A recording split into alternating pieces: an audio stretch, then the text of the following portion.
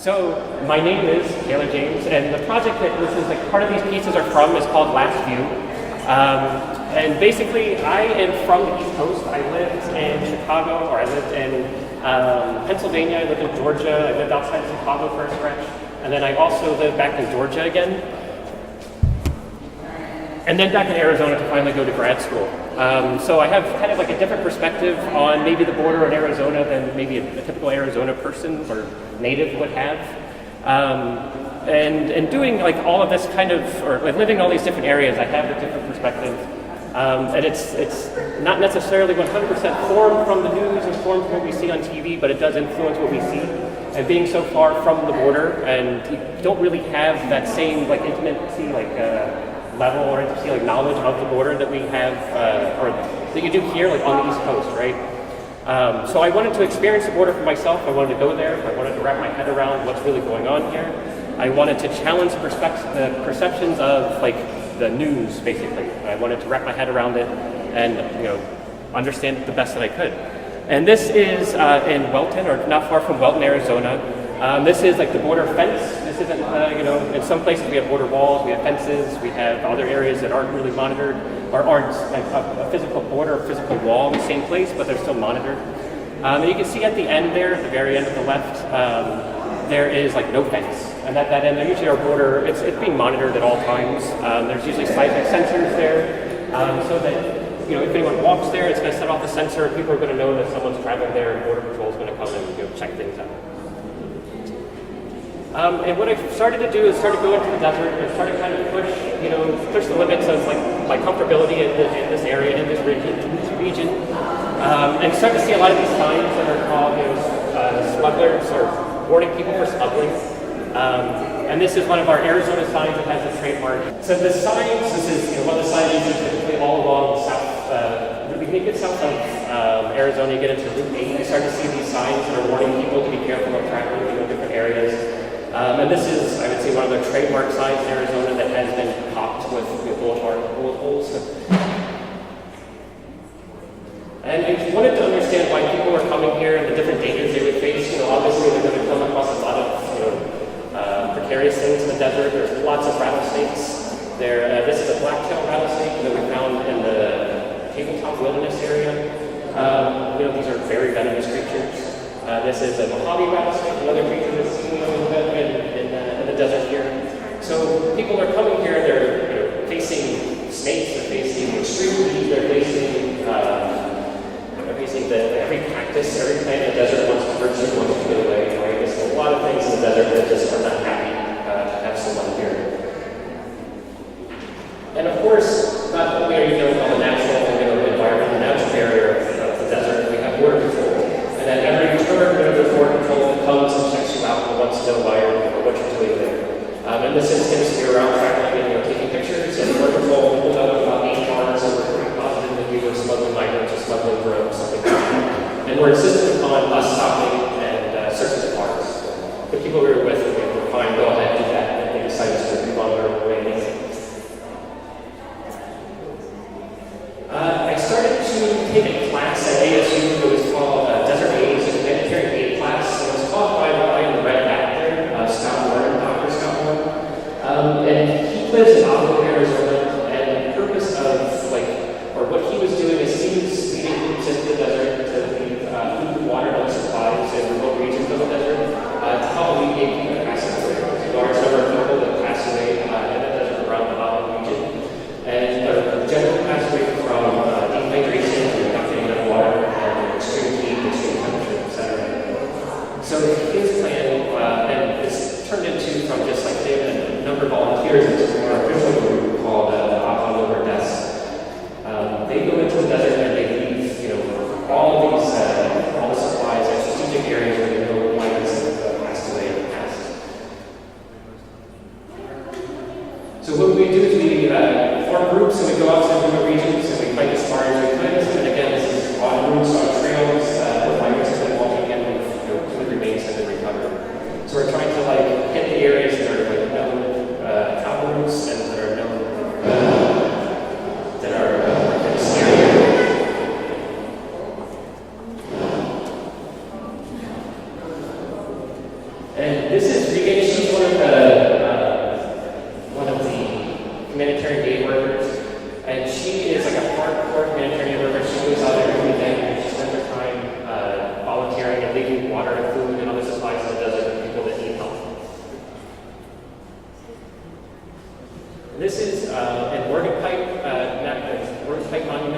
This is like the Buddha head. It's kind of a symbol that people that are crossing north, they see this as painted faces towards Phoenix.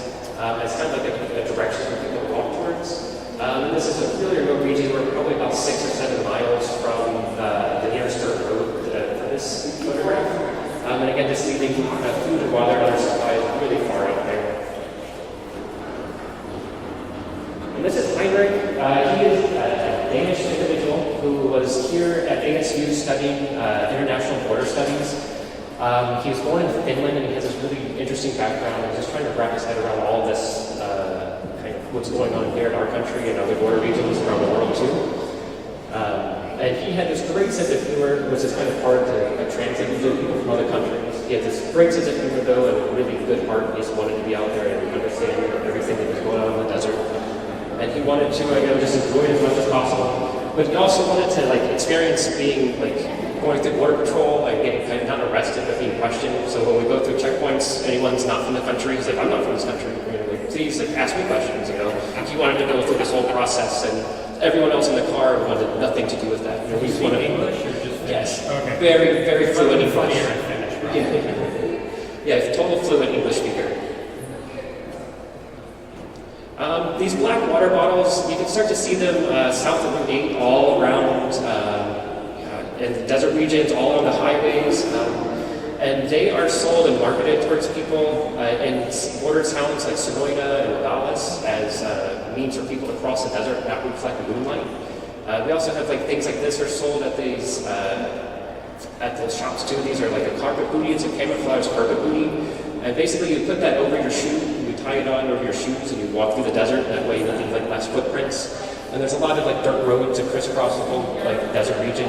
And Border Patrol goes across all of those roads to make sure there's no fresh tracks. And these are one of the things, one tool that would help alleviate some of those tracks. It doesn't work that great. And more of the black water bottles. Again, these are marketed specifically to be sold to migrants as they're getting ready to travel north. They would acquire these water bottles, and they would market them to them to tell them, listen, you're going to carry, you're going to go travel, you're going to travel north, and you're going to have to. You don't want to lose any. You don't want to reflect any moonlight. So the best way to do that is to carry these black water bottles. It's like kind of a marketing gimmick in a way, if you will. All the black water bottles, all these other things, the camouflage pants and the hats and all these other things don't do a whole lot when Border Patrol has all of these equipment, crazy equipment. They have, this is an infrared camera, they have seismic sensors, they have drones, they have helicopters, they have airplanes, they have, everything you can imagine, dogs, people on the ground. ATVs, nice Ford Raptor pickup trucks, everything that you can imagine to get out in the desert and do work. They're monitoring every inch of it. And this was taken on a full moon near Welton, in the Copper Mountains. I'm sitting on the ridge of the mountains right around 1 o'clock in the morning, and there is a little red beacon right here in the middle, if you can see. That is a tiny, way off in the distance, an emergency migrant beacon, and it flashes throughout the night as a way to alert people if you need help. This is a place to go to. It's a little bit of a hairy situation. We'll get into that more in a second.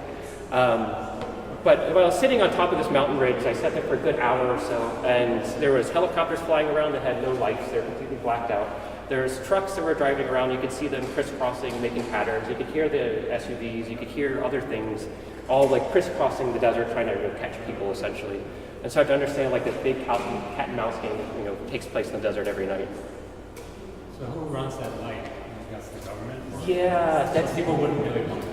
No, I'll get more into that in 1 second. Yeah, I've got more stuff. For sure, it's kind of a little tricky thing, So yeah, here we go. Here's this is the base of one of the emergency beacons, and as our group we went through, we left water at this beacon. Is that better?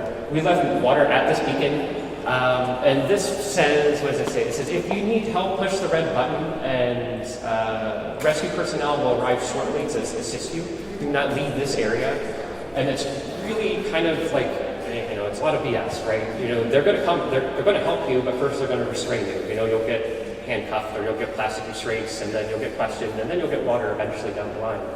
So it's a very, nice-looking, friendly-looking animation and friendly words, but the facts are that's not really what's going to happen.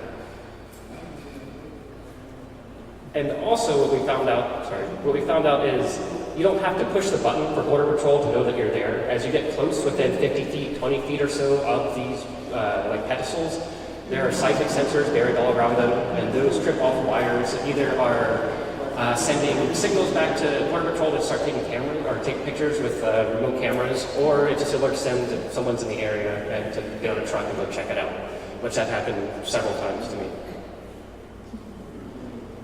So once we finally got to the water drop, like the locations to leave the water and the food and supplies, we would write these messages of like inspiration to people as a way to like hopefully make the journey a little bit easier. Hopefully they understand that the water is safe to drink. There was a good number of rumors going around that some of these water drops have been poisoned. A lot of people were tampering with them. So people were not drinking them like the migrants. People who needed it would get to these drops and they wouldn't drink them. So we tried to write agua pura, pure water on the bottles, or some people write Bible verses, other poetry, things like that, just anything for inspiration. And then another thing that we kept encountering over and over again were a lot of the sites that we had visited were vandalized. So a site that the group, a few weeks ago or months ago had gone to and visited and left food and water, we had gone back to restock the same sites.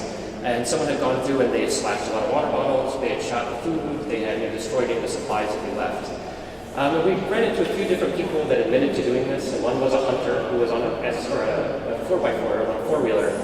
And he had a couple guns on the front rack of his SUV, or his four-wheeler. And he warned us about the area, it's a very dangerous area, and that he destroyed all these food and water drops because it was ruining his hunting ability. And his business was to take people into these remote regions of the desert and have them shoot bighorn sheep and other all wildlife and other game. So the more migrants that were there, the more people that were there, the more people, Border Patrol that were there, the more volunteers that were there, were pushing his wildlife even further and further into the desert, making his life harder. Thus, he was angry and wanted to slash all these water bottles and food. And then this was the same water drop that we had left before. A couple days later, we came back and the water was slashed and dumped out. Another person who admitted to vandalizing some of these sites for Border Patrol. One agent admitted that when he first started with Border Patrol that he went through and he slashed all these sites and didn't feel anyone had the right to it and they didn't want them there at all. He since changed his mind and admitted that was wrong to do, and he tells all the new guys that come on to the force or come on the agency not to do that anymore. However, there was it kept happening over and over again, so Scott and the rest of the group left some trail cameras out at some of these sites. And they captured Border Patrol coming up and dumping all these water bottles out. So it was like really caught red-handed and it created a big, big problem. And Scott wanted to make everyone aware of what was going on. So he held a news conference in downtown Alpha, which is this beautiful kind of Spanish square.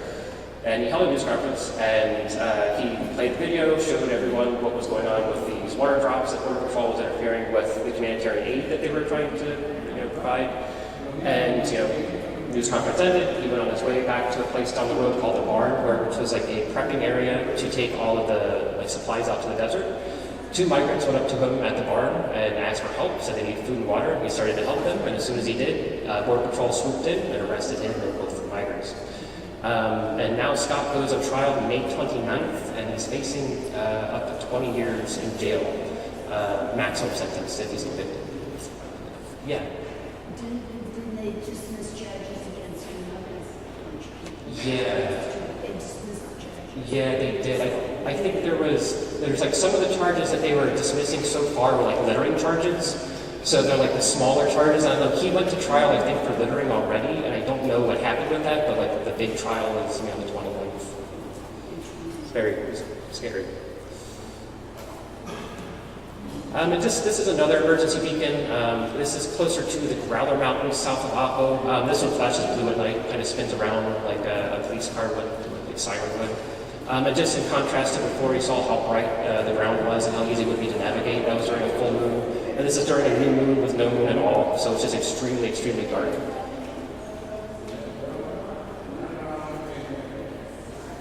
And this is outside of, or about north of Apo. This Hat Mountain in the background, just a really, really beautiful location that a lot of people cross the desert. And you can see right here, right there are some water drops, just to kind of give you a perspective, a further back perspective of some of the water drops that we would do.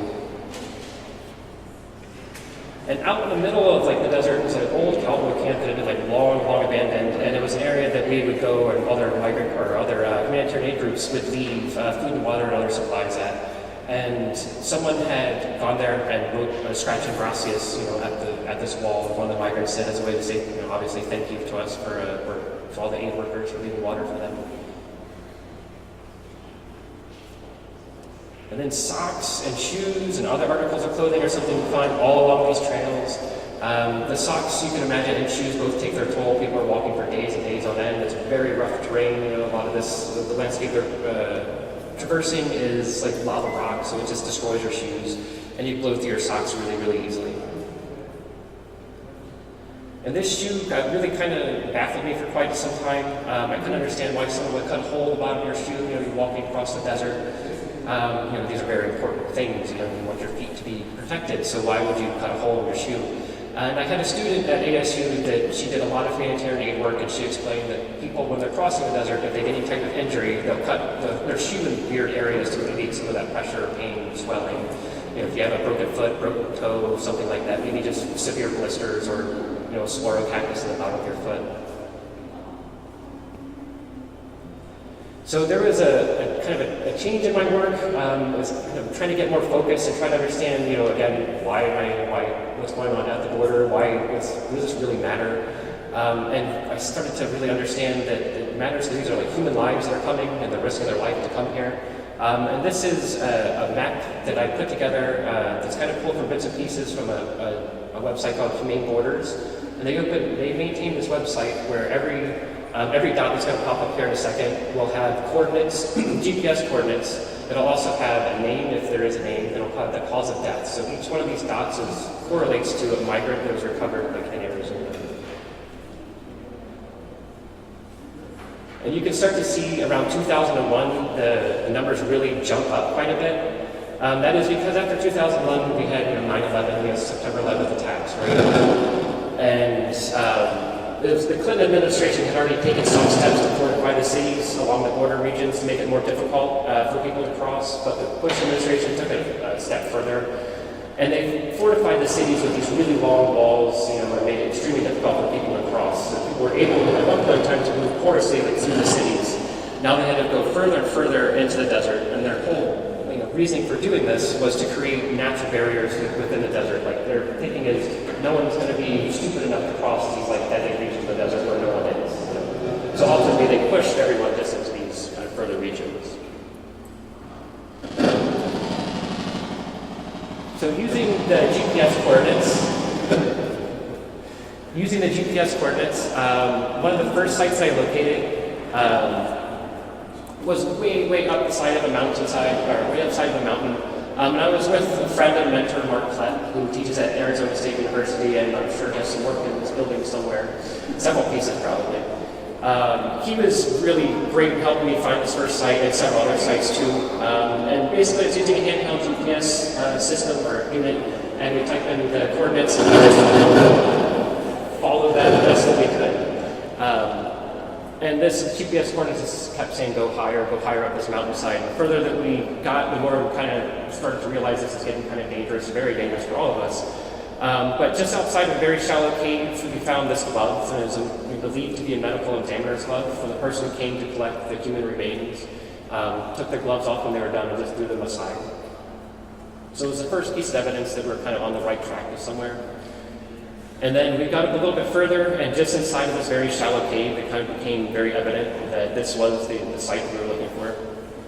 You can see this right here is a little small, it's a cactus that's been pulled out of the ground as a way to mark the sites as where the body was actually recovered. You can see underneath the cactus there, the ground is stained quite a bit darker where the body had decomposed. The body had been recovered about 2 years before we were there, but it still had a very strong odor. It was very obvious, someone had passed away there. And it's kind of, or we guessed one way or another, just speculation, whether someone had left the cactus there as a way to make a memorial, or as a way to make sure no one else would just sit there again, as a mark the site. And this potentially would have been the migrants' last view.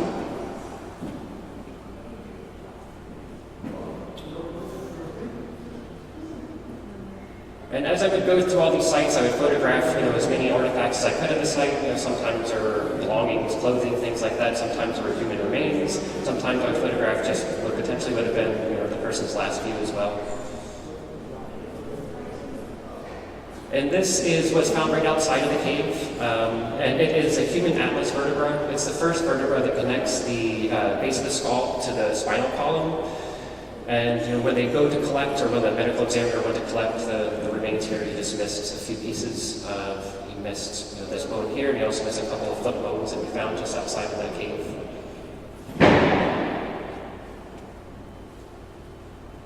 So you'll start to see also like a naming convention pop up, identity, unidentified male, cause of death, unknown, skeletal remains, and that's how I started to name a lot of these sites, or the photographs from these sites as I would go. And this photograph was taken not far from or outside of Aho, and it was a shirt that I had kind of stumbled upon several times, and then about 2 years later, after photographing it several times, realized that it was like at the site where someone had passed away. And it had just stayed in that exact same location for several years, even through rain and washes and everything else. And I also would go to some of these sites and I would make videos, try to do something a little bit different as an artist and try to talk about these spaces in different ways. So this is a video of a place south of Tucson that was, just looking at the ground. I located the area where the migrant had passed away. Instead of making a photograph, I decided just to point the camera straight at the ground and make a video. And I'm just thinking about the ants and the insects in the desert and how fast they would take the body away.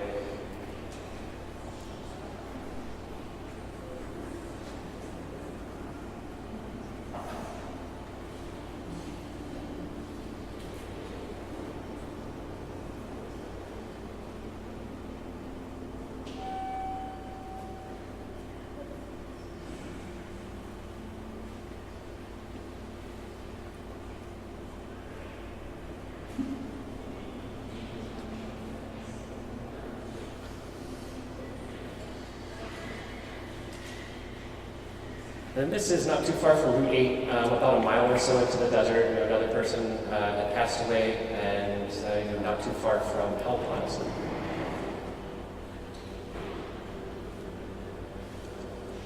And then one of the more ironic and sad ways a lot of people pass away that we find in the desert is these canal systems. They're all south of here, and all the farmings, and whether they're the cotton fields or the cattle farms, something like that. All these canal systems feed all those farms, and it's not really good water. It's runoff, or it's laced with fertilizer, things like that. It's not safe to drink. It's not a good place to get water at all. But if you can imagine, if you're very, very desperate and you need water, you're going to do what you have to do to drink water, right? Unfortunately, you can see the sides of these canal systems a lot of times are very steep. And if you've been walking for many days, you don't have food, you don't have water, it's very easy to fall in and not be able to get back out again and drown. And an alarming number of people drown in the desert. It's horribly ironic that someone has died of dehydration and then die of drowning. And this is just really, really far out in the middle of nowhere, tabletop wilderness, very far from really anyone to help anyone out.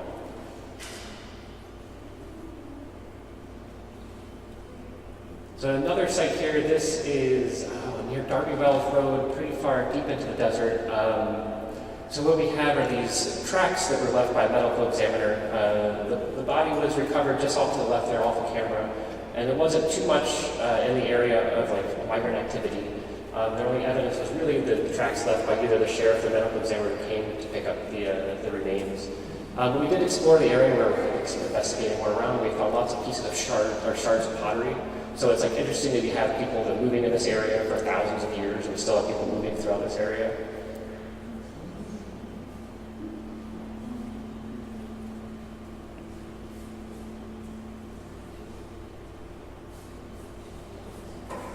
You can see the cause of death with a number of people is hyperthermia, not hypothermia, so this is extreme heat exhaustion. So by accident, a friend and I were in the desert, we're investigating some of these sites, and again, we're using the GPS coordinate or the GPS unit and going deeper into the desert.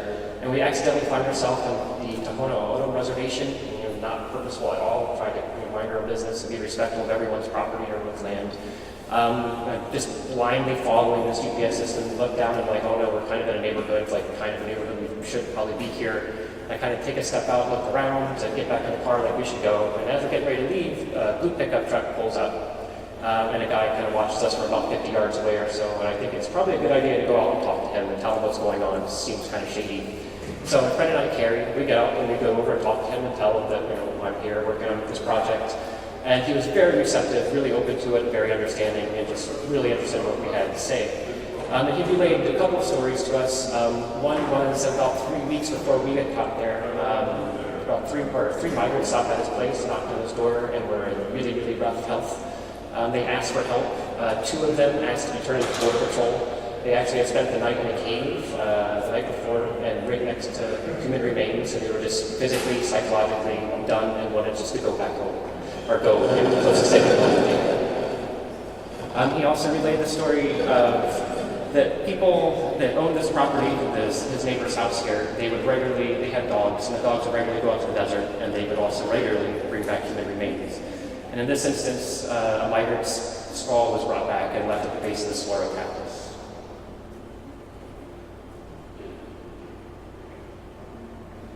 And then ironically, a number of people have found are on the side of roads, just to be very close to help, and that close to someone to be able to help them out with water, with food, to take you to the right place, and not be able to get it was just heartbreaking. And here it's just it's a winter hat. This is kind of like speaking to people that aren't from Arizona and don't realize that it gets cold here too, especially out in the desert. It snows. It snows in the mountains, and a lot of the regions where these people are crossing, it's snowy. So people wear these hats, and people do pass away from hypothermia. And this is just so close to, it's a half a mile from the Stanfield exit. Someone's remains were recovered, a 42-year-old male. You can see the camouflage hat there on the right, too.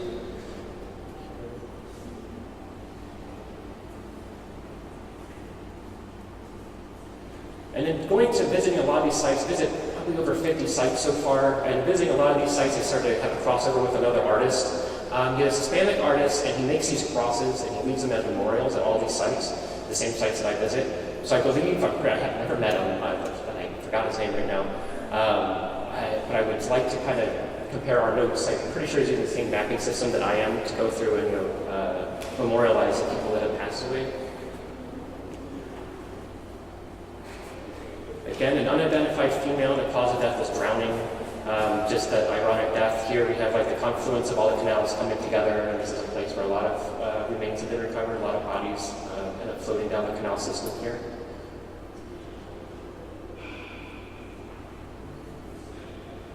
And then off to the right, a little bit out of frame, is a small canal system here where someone had passed away and were able to get out of the water, but their body was found just about 20, 30 yards away from the water itself.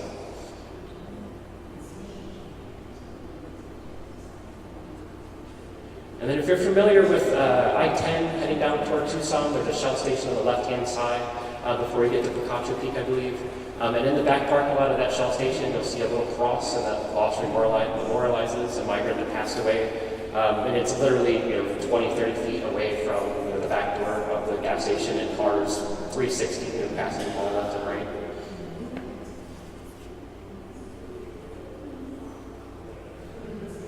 Again, not too far from Picacho Peak, you can see it pretty far off in the distance there.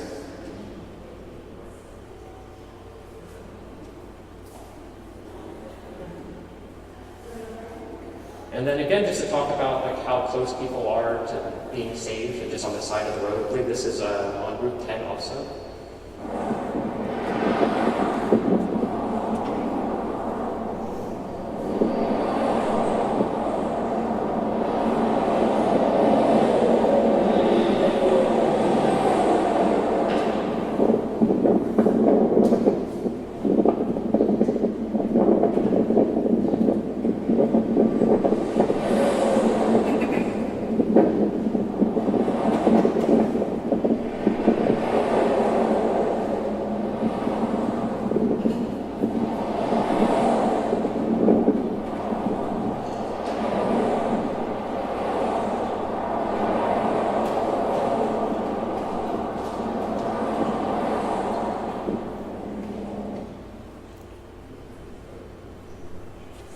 And then coming back from photographing one of the sites, Mark and I, again, Mark is a big help and helped me get out in the desert and a huge person as a mentor too.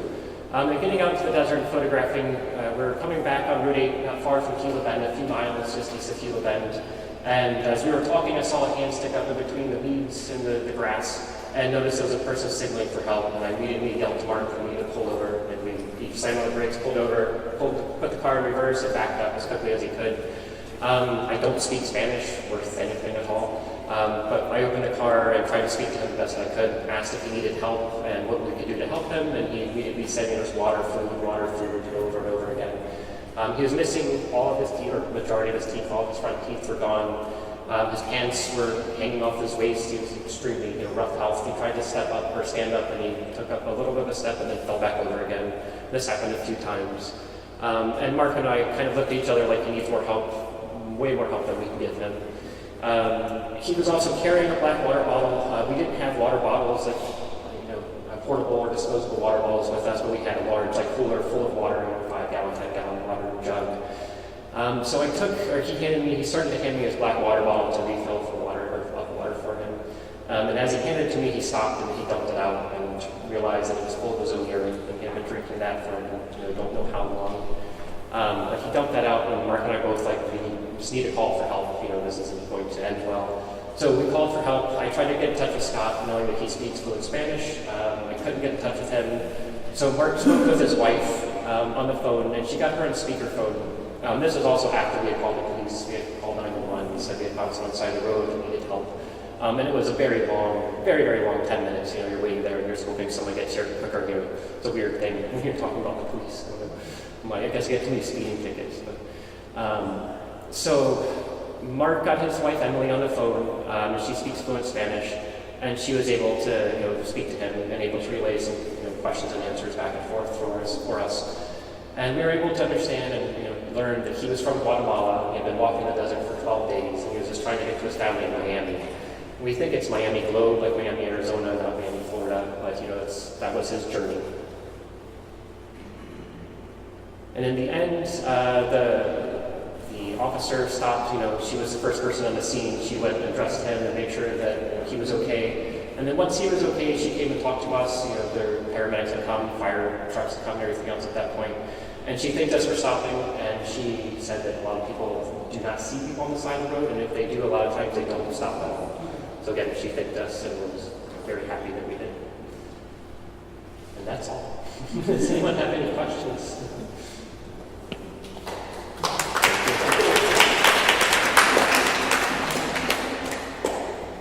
So you've said that you've gone to these sites, and there was one particular one you mentioned that you had gone back several times. Do you intend to go back to some of these other sites periodically to see if they've changed, or? I hadn't intended to go back over time to see if they changed. It's kind of like dumbfounded of luck that I'm going to another site along the way, and then I have to pass this site again, So as I'm going along the way, I kind of would do it.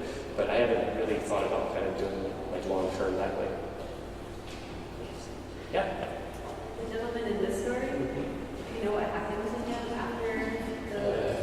We can guess, and Mark and I both have very mixed feelings about that whole situation. He has a student, and I had a friend, colleague in one of the classes, of his classes, and her sister is an immigration lawyer, and we spoke to her, or I got in touch with her through email, and she said most likely what would happen is he would go be stabilized at a hospital, whatever medical facility, get processed, and then get put on a bus and go straight back across the border again. So we have this very mixed feelings about we potentially save someone and help them out quite a bit, but he made it a very long journey to now have to get pushed right back over again. So it's, duality is tough. Yeah. So I teach a class in history downtown on historian, but on immigration and ethnicity, and that's students come here. But one of the books that I have them read, the one that really is the only thing they read of any length, is about sort of the U.S.-Mexico border, which is what we always keep talking about when we talk about these issues, is Reyes, the Devil's Highway. And of course, there's a lot of reflection in what your art does here. one of the questions I was asking them as they read through it is for them to really think about, ideally keep track of all of the things that are contributing to, in that case, the men's deaths, but to these deaths more generally. Whether it's the policies, whether it's the guys making billions of dollars off of this because this is, big money. But I'm wondering when you're actually out there in it and you're seeing these things, these personal, material, bodily remnants, does your vision, is it able to go beyond just that spot in terms of all of those things that are Yes, no. It's hard. Sometimes it's very emotional. You get to a site and you're kind of stuck. I can't process anything now. I won't think about things normally until I go home and look at the pictures, edit the pictures, and then things happen psychologically and things kind of ooze out. And it wasn't, when I first started all this, border's always been an issue. It's always been politics, so I've been politicized. But when I first started it wasn't like what it is now. Now it's such a hot button. Things in Central America have exploded, far worse than they were when I first started this project. So it's really easy to see where everyone is coming from. You can start to see all the pieces. You can start to see all of the breadcrumbs as to why kind of where we are where we are. How to stop it or do anything else is I try to think of those terms too. As a photographer, think of Lewis Hine. He did a project that was all photographing children, child labor acts.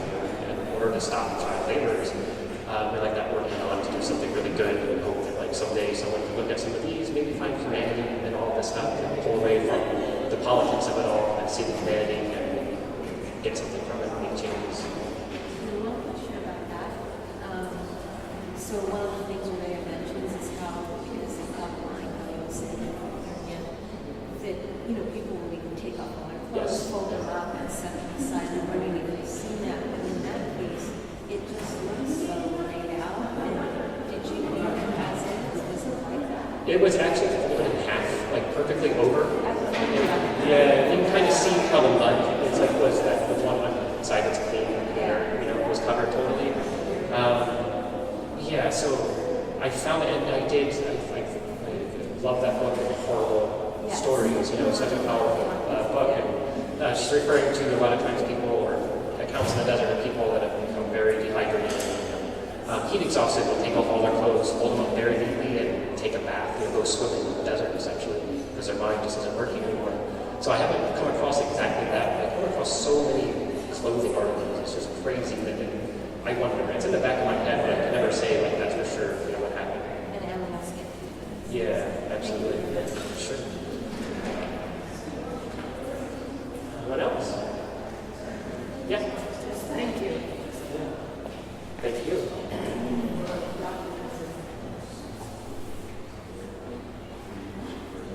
Yeah. That part when you talk about before the trial, Yeah. so are you able to water out? Yeah. I'm trying to follow.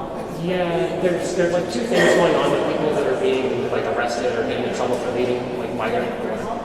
Yeah, so there's you go into these areas that are controlled by BLM land and you're not supposed to litter.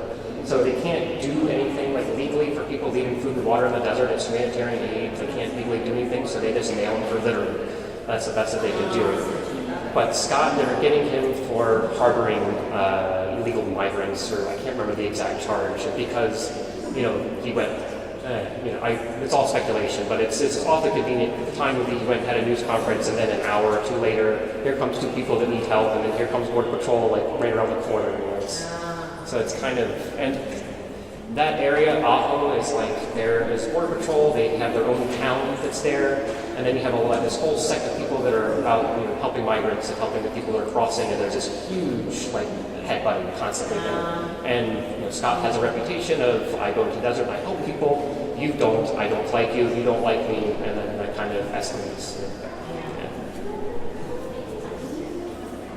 Yeah. So I can't wait, so I don't either answer this or but what happens to the people that die? What happens to their bodies? If there's identification, they are sent back and reunited with their family in Mexico, Central America, etc. For the most of the migrants that are recovered here, they don't carry identification, for obvious reasons. You don't want the IDs by Border Patrol, etc. They go to the medical examiner's office in Tucson, and they're just stored there until something maybe one day can be figured out, whether it's DNA sequencing or DNA identification, things like that. So there's huge storage in Tucson, which I try to get into. They would give me access to. Did you come upon a lot of skeletons or bodies or? Not many, no. I don't want to say luckily no. On one hand, like I don't want to find that. No one wants to see that. On the other hand, if I can be part of bringing that back to someone's loved one, that would be great. I haven't really been in a weird situation I've found to be. Yeah. You had the graphic with all the people who died. Do you have a number on that? It's roughly 250 people are found per year. It's closer to 300 remains are found per year. They don't know the number of actual people that pass away because their bodies are recovered 6 months, a year, 2 years later. They've been in the desert for a long time. So it's just rough estimates, and then that keeps changing, constantly. And every report now, whether they're in Texas or